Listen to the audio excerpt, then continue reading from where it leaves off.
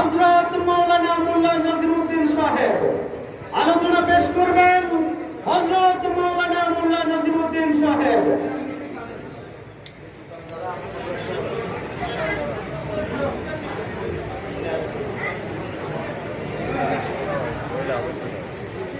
السلام عليكم ورحمة الله وبركاته.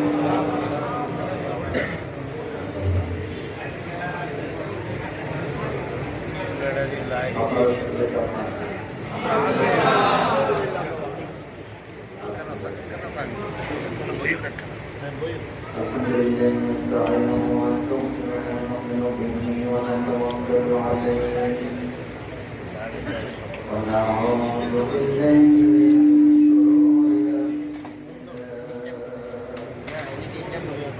ومن سيئات أعمالنا من يهده الله فلا مضل له ومن يضلل فلن تجد له وليا مرشدا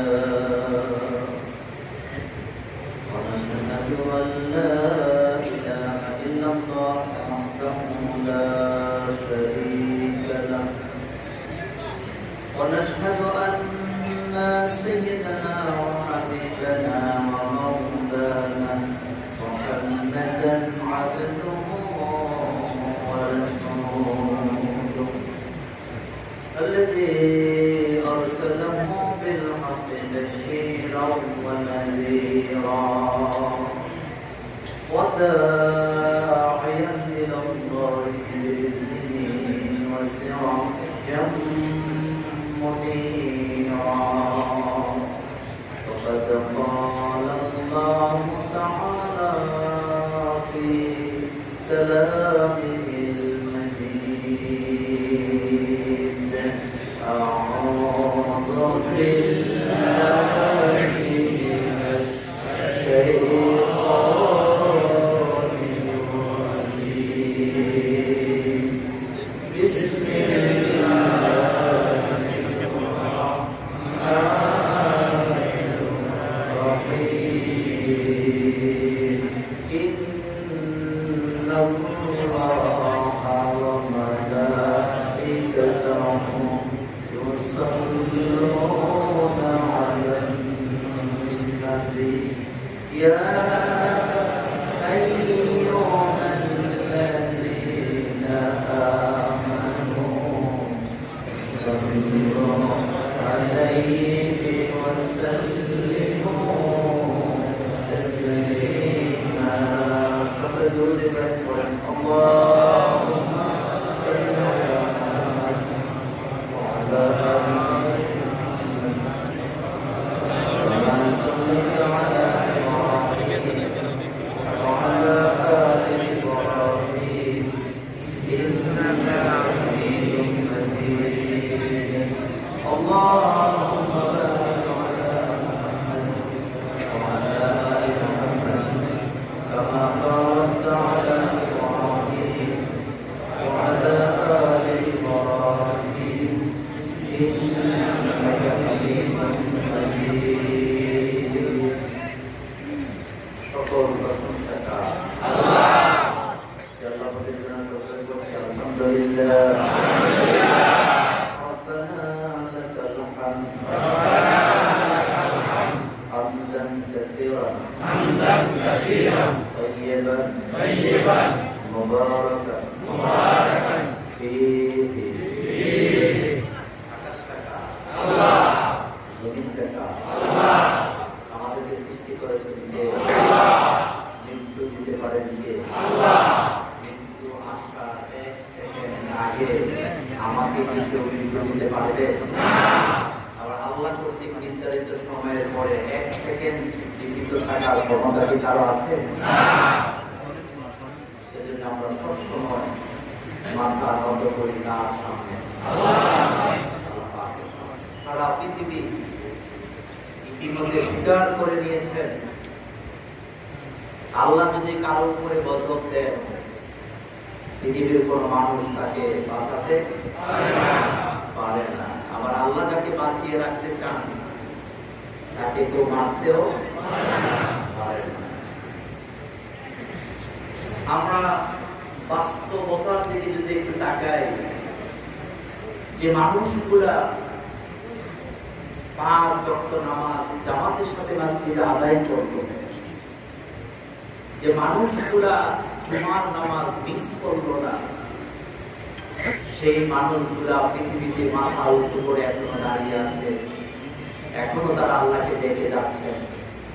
আর যারা নামাজ, রোজা, সমাজ, কর্ম, ধর্ম সব ছেড়ে দিয়ে 4 দেয়ালের ভিতরে নিজেকে বন্দী করে নিয়েছিল, অসংখ্য লোক তারা দুনিয়া থেকে বিদায় হয়ে গিয়েছে। আমি কি কথা পাঠিয়ে বললাম না? তার বাস্তবতা আছে না নাই? এই লোকগুলা বসে আছেন, আমি বিশ্বাস করি একটা লোক মহামারীর কারণে ঘরে বন্দী হয় নাই। মসজিদের সাথে আমাদের কলিজার সম্পর্ক আছে না নাই? এটাই প্রমাণ করে আল্লাহ রহমত ছাড়া পৃথিবীতে বেঁচে থাকা।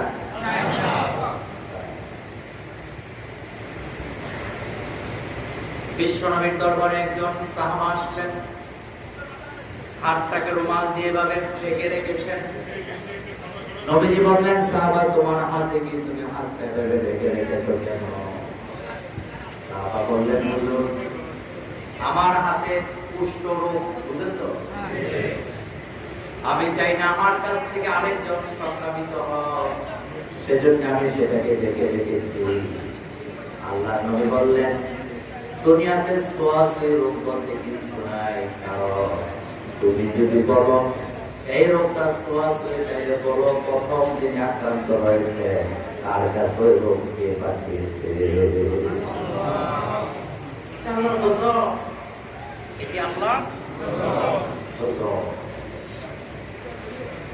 আমি বিদ্বেষ ছড়াবো না, আজকের পৃথিবীবাসীকে একটা কথা বলবো, তাকিয়ে দেখো,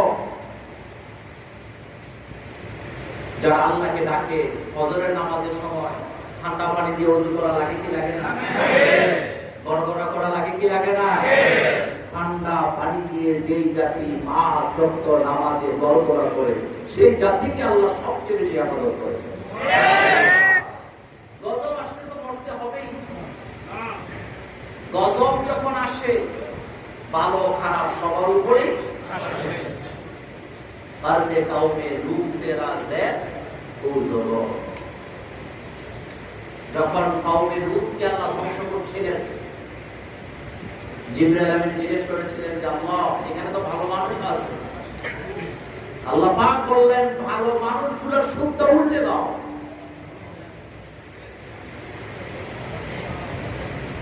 কারণ আযাব যখন আসে ভালো মানুষের উপরে কি হয়? পতিত হয়। কিন্তু ওই জায়গায় আমার কথা না, আমি শুধু আপনাদের দৃষ্টি আকর্ষণ করতে চাইলাম,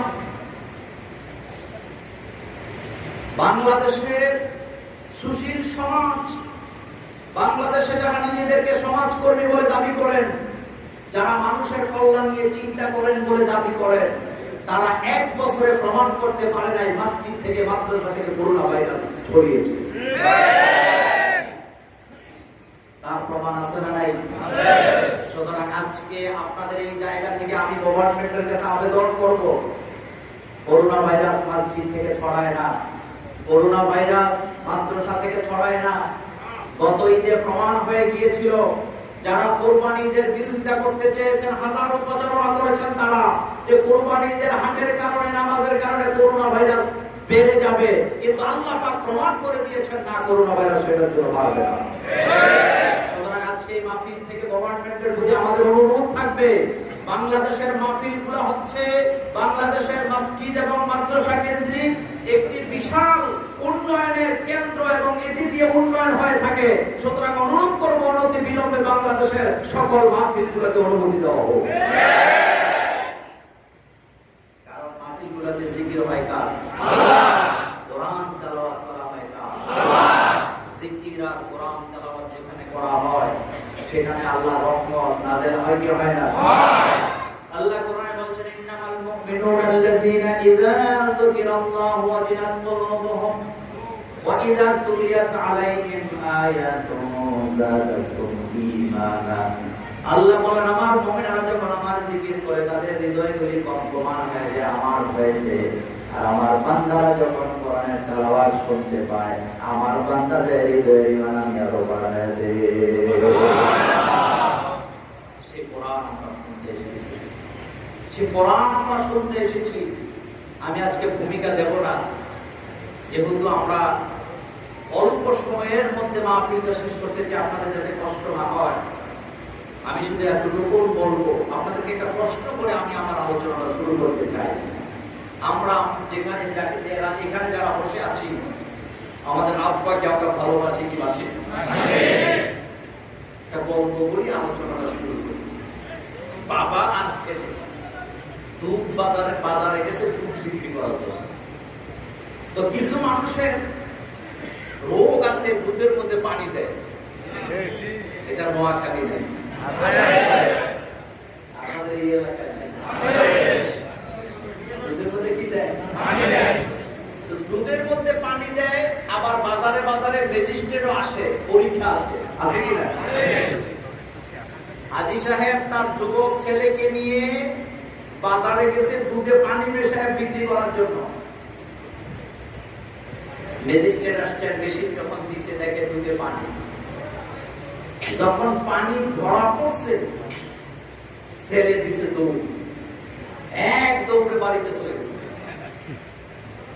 আর এদিকে বাবার মাথায় ম্যাজিস্ট্রেট পুরো দুধ ঢেলে দিছে।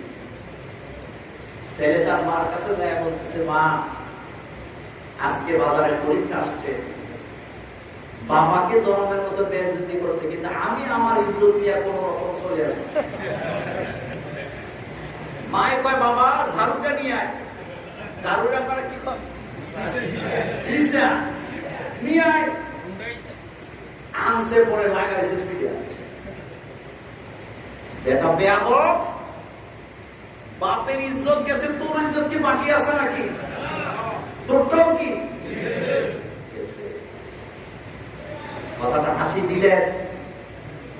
আজকে আমাদের বাংলাদেশটা সারা পৃথিবীতে কিছু মুসলমান আছে বিশ্বনবীর ইজ্জতের উপরে আঘাত দেয়, তাদের ইজ্জত চায় না, তারা কখনো বিশ্বনবীর খাঁটি উম্মত হতে পারে না।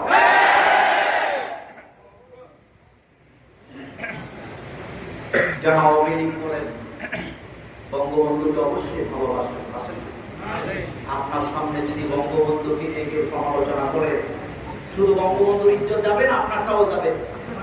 আপনি প্রতিবাদ করবেন কি করবেন না? করবেন। যেই দলের প্রতিষ্ঠাতা, তার কর্মীদের সামনে যদি প্রতিষ্ঠাতাকে নিয়ে আজে বাজে কথা বলা হয়, কর্মীদের গায়ে যদি আগুন না লাগে, বুঝতে হবে এটা আসল কর্মী নয়, এটা সুবিধাবাদ জিন্দাবাদ। সুতরাং বিশ্ব নবীর চরিত্র নিয়ে যখন কেউ বাজে কথা বলে, কলিজায় যদি আঘাত না লাগে, বুঝতে হবে এরা ভণ্ড, এরা কখনো আশিক রাসূল হবে না।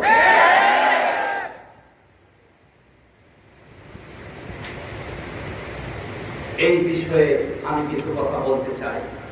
আজকের এই মাহফিলটি যেন আল্লাহ কবুল করেন, আমরা বলি আমিন। নবীজান জামে মসজিদ ও যুব সমাজের উদ্যোগে বরপুর, জমিদারহাট, বেগমগঞ্জ, নোয়াখালী করোনা ভাইরাস মহামারীর রোগ থেকে দেশ ও জাতির মুক্তির কল্যাণে আজকের এই বিশেষ দোয়ার মাহফিল। এই মাহফিলের সভাপতিত্ব করছেন আমাদের অত্যন্ত প্রিয়, আমার হৃদয়ের কাছের মানুষ জনাব জাহাঙ্গীর আলম জনি ভাই। আমরা দোয়া করি আল্লাহ যেন তাকে হায়াত দারাজ করেন। এই মাহফিলটিতে আমার আগে পরে দুইজন আলোচক আছেন। কথা বলেছেন হযরত মাওলানা আব্দুল জাহের, প্রভাষক, কুতুবপুর ইসলামিয়া ফাজিল ডিগ্রি মাদ্রাসা। আমার পরেই যিনি কথা বলবেন আন্তর্জাতিক খ্যাতিসম্পন্ন মুফাসসির কোরআন, বিশিষ্ট ইসলামী চিন্তাবিদ, গবেষক, লেখক, আমাদের বাবাদেরও যিনি উস্তাদ, হযরত মাওলানা আল্লামা লুৎফুর রহমান হাফিজাহুল্লাহ, আতালাল্লাহু উমরা। আল্লাহ যেন তিনার হায়াতকে দারাজ করেন, আমরা বলি আমিন। তিনি সম্মানিত সাবেক খতিব, সমাজ কল্যাণ পরিষদ, বীরপুর, ঢাকা। আয়োজনে আছেন এলাকাবাসী, যারা যেখান থেকে এসেছেন আমি দোয়া করি আল্লাহ যেন সকলকে কবুল করেন। আমি ভূমিকা দেব না, আমার হাতে এটা কি? এই কোরআনে কি কোনো ভুল আছে? এই কোরআনে কোনো অন্যায় কথা আছে? অন্যায়কে সাপোর্ট করে কোনো বক্তব্য আছে? বিশ্বনবী এই কোরআনের ব্যাপারে বলেছেন মান ক্বালা বিহি সাদাকা, এই কোরআন থেকে যারা কথা বলে তারা সত্য কথা বলে। মান হাকামা বিহি আদালা, এই কোরআন থেকে যারা বিচার করে তারাই ন্যায় বিচার করে। তারাই মান হাকামা বিহি আদালা, ন্যায় বিচার যদি চাও কোরআনের কাছে আসো। বিশ্বনবীর যুগে সবচেয়ে নম্র ভদ্র বয়স্ক সাহাবার নাম ছিল আবু বকর সিদ্দিক রাদিয়াল্লাহু তাআলা আনহু। তিনি রাস্তা দিয়ে হেঁটে যাচ্ছিলেন, দুইজন ইহুদি রাস্তার পাশে দাঁড়ায় এই কোরআনের আয়াত নিয়ে সমালোচনা করছেন, মুহাম্মদ সাল্লাল্লাহু আলাইহি ওয়াসাল্লামকে নিয়ে সমালোচনা করছেন, মুসলমানদেরকে নিয়ে সমালোচনা করছেন। কোরআনে একটি আয়াত আছে আকরিদুল্লাহ কারদান হাসানা, বলেন আয়াতটা কি? আকরিদুল্লাহ কারদান হাসানা, তোমরা আল্লাহকে কর্জে হাসানা দাও। একজন ইহুদি আরেকজন ইহুদিকে বললেন